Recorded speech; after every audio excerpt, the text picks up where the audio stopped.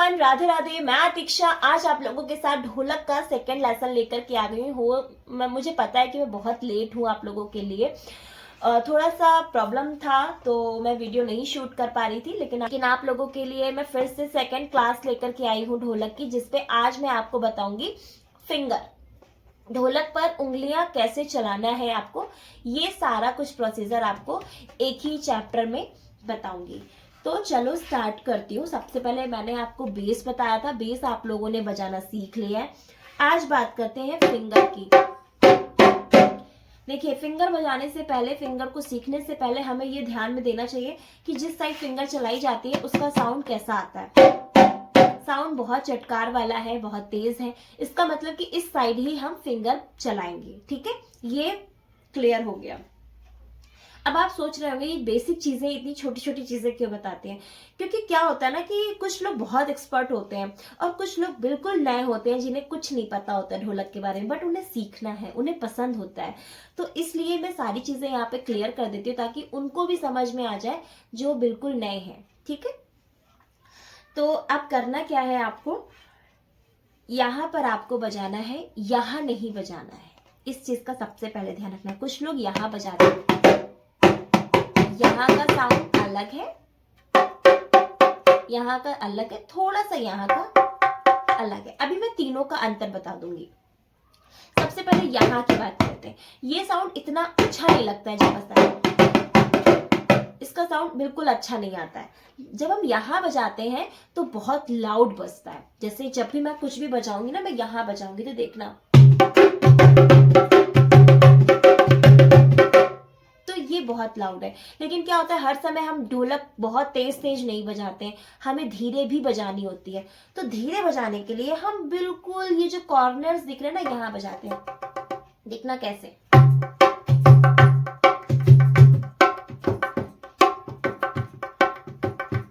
तो यहाँ बजा रहे होते हैं, तो इससे आवाज और धीरे आ जाती है। आप इतने से यहाँ तक आप बजा सकते हो। ठीक है, अब इस पे मैं बता देती हूँ, इतनी उंगलियों को यूज किया जाता है, इससे ज्यादा नहीं, सिर्फ इतनी। ठीक, अब फर्स्ट पार्ट है।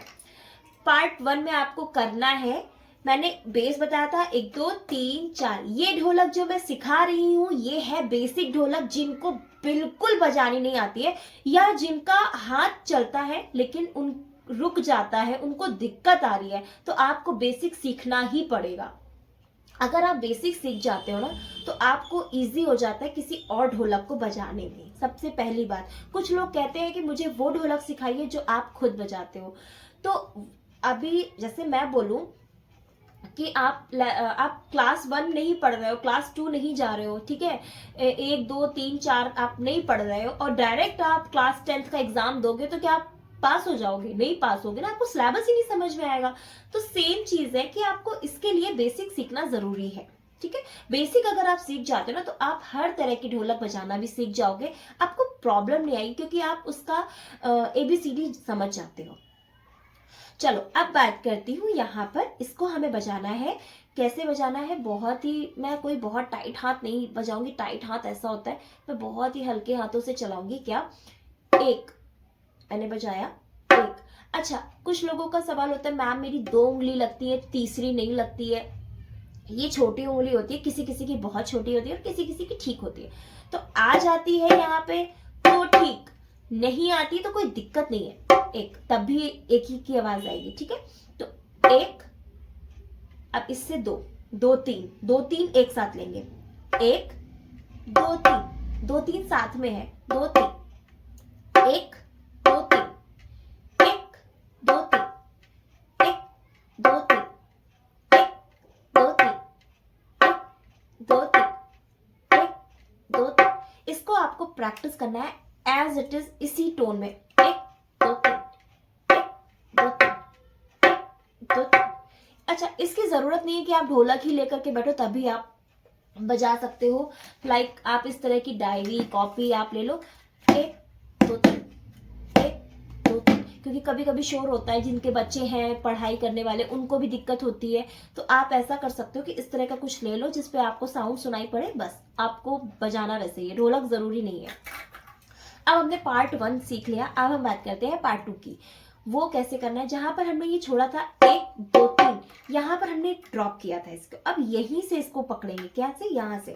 अब क्या बोलेंगे, 4 5 6 7, 4 5 6 7, कहीं गैप नहीं है, 4 5 6 7, ऐसे नहीं बोल रही हूँ मैं, बोल रही हूँ 4 5 6 7, 4 5 6 7, 4 5 6 7, 4 5 6 7, 4 5 6 7, 4 5 6 7, कोई गैप नहीं है ना। मैं बोल रही हूँ 4 5 6 7, 4 5 6 7, मैं ये भी नहीं बोल रही हूँ 4 5 6 7 का साउंड आएगा, 4 5 6 7, 4 5 6 7, जो मैं बोलूंगी वही मैं यहाँ पर आपको प्ले करके दिखाऊंगी। मैंने बोला है 4 5 6 7, 4 5 6 7।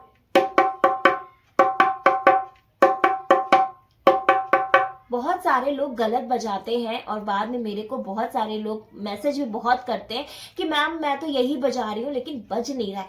नहीं, आप गलत बजाते हो। अगर आप गलत नहीं बजाओगे ना तो सेम यही बजेगा, कुछ और बज ही नहीं सकता है, ठीक है। तो आपको बजाना है 4 5 6 7। इस टोन को आप याद कर लीजिएगा और इस वीडियो को डाउनलोड कर लीजिएगा। अगर आपको जब भी जरूरत पड़े आप बस तुरंत 4 5 6 7, 4 5 6 7। आप कैसे, 4 5 6 7, ठीक, 4 5 6 7, ना ना ना ना ना ना ना ना ना ना, इससे स्टार्ट हो रहा है, ना ना ना ना।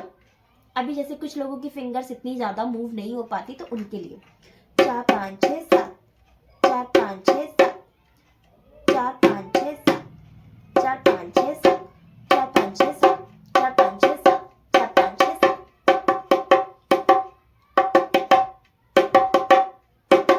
जब आप अच्छे से मूव करने लग जाओगे तो वो आपके प्रैक्टिस में आ जाएगा। ये यहां तक मैं ड्रॉप करूंगी क्योंकि आपको पार्ट 1 मिल गया है 1 2 3, आपको पार्ट 2 मिल गया है 4 5 6 7। दोनों को मिक्स करके बताऊंगी।